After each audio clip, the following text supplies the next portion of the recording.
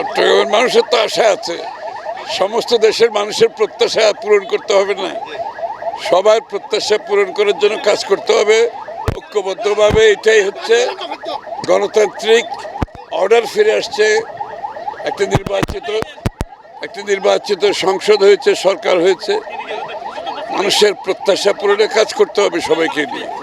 ইনশাআল্লাহ আশা করি আমরা সেই চট্টগ্রামের উন্নয়ন তো বাংলাদেশের উন্নয়ন, সেদিকে তো কাজ করতেই হবে। অনেক বড় দায়িত্ব, দেখা যাক কি হয়, চেষ্টা করব সবাইকে নিয়ে। ওই তো বললাম, হ্যাঁ অবশ্যই এখানে তো বাণিজ্যিক রাজধানীর সাথে অনেক কিছু সম্পর্কিত, সব কিছু নিয়ে আমরা কাজ করবো ইনশাল্লাহ। আশা করি সামনের দিকে যেতে পারবো, ভালো করতে পারবো আশা করি।